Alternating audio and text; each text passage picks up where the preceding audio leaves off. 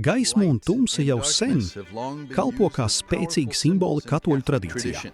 Maz mākslinieku tos iemiesoja tik spēcīgi kā Michelangelo Merisi da Caravaggio, ko lielākā daļa pazīst kā Caravaggio ar viņa revolucionāro gaismas un realisma izmantojumu glezniecībā. Tā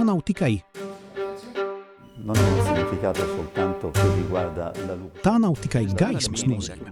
Gaisma izsaka dievišķo žēlastību, pašu ticību, un ticība kļūst par pamatu līdzās gaismai. Pētot Caravaggio vai lasot par viņa dzīvi, uzreiz izceļas dziļa pretruna. Viņš bija vardarbīgs cilvēks, kā saka, dusmu pilns. Cilvēks, kura rīcība tika reģistrēta tā laika iestādēs, un tomēr viņa gleznas atklāja milzīgu ticību. Svētie, mocekļi,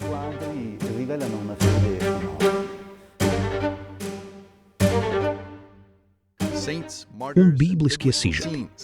Lielākā daļa šī itāļu gleznotāja saglabājušos darbu dziļi sakņojas kristīgajās tēmās.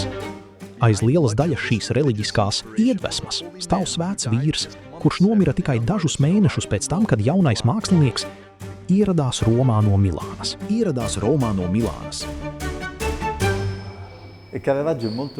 Filippo Neri reliģiozitātei.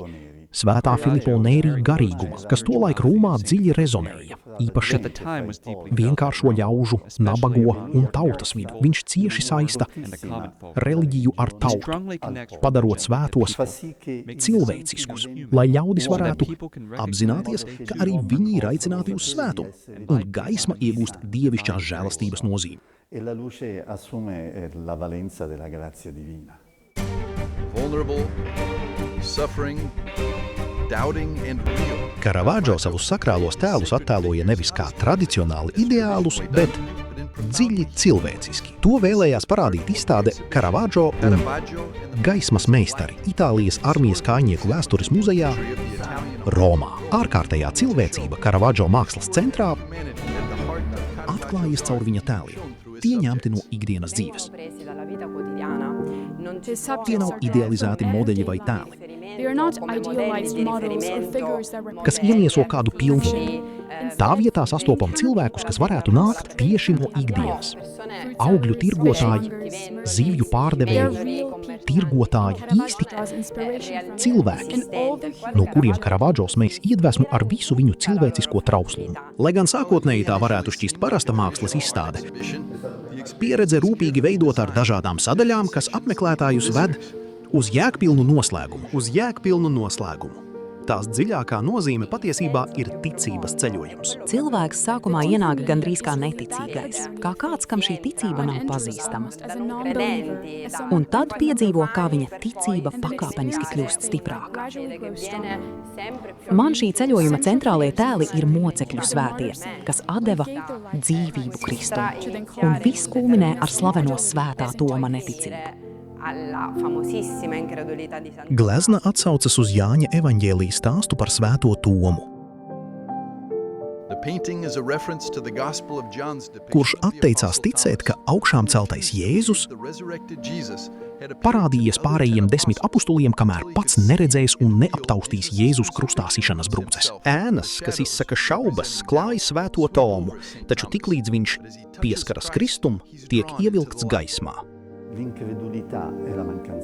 Neticība ir ticības trūkums. Kā nonākt pie ticības? Jāredz, jāpārliecinās, ka lietas ir tādas, kādas ir, taču tad ticība izzūd. Tieši no šīs spriedzes starp ticību, nepieciešamību pēc ticības un neiespējamību to balstīt vienīgi uz prātu, šī glezna ir dzimusi. Tā apmeklētājus nostāda aci pret aci ar jautājumiem par ticību, šaubām un pārliecību, atkārtotām tēmām Caravaggio gleznās, no kurām daudzas atrodamas Romas baznīcās. Mūžīgajā pilsētā tomēr pēkšņi beidzās. Pēc dabas impulsīvais, pēc dabas impulsīvs. Karavadžo iesaistījās vairākos vardarbīgos strīdos, kas kulminēja Ranuccio Tomasoni slepkavībā 1606. gadā. Spiests bēgt no Romas, viņš atstāja ne tikai dažus savus lielākos šedevrus, bet arī negaidītu liecību par savu māksliniecisko ģenialitāti. Sieviete, kas viņam iznomāja darbnīcu, pieprasīja nesamaksāto īri. Tāpēc tiesnesis pavēlēja sardzes vīriem ieiet Karavadžo darbnīcā un konfiscēt viņa darbus, lai tos pārdotu un atlīdzinātu sievietei. Visi izbrīnījās, atklājot, ka jumts bija izlauzts. Karavadžo bija izlauzis jumtu, lai gaisma no augšas apgaismotu viņa modeļus.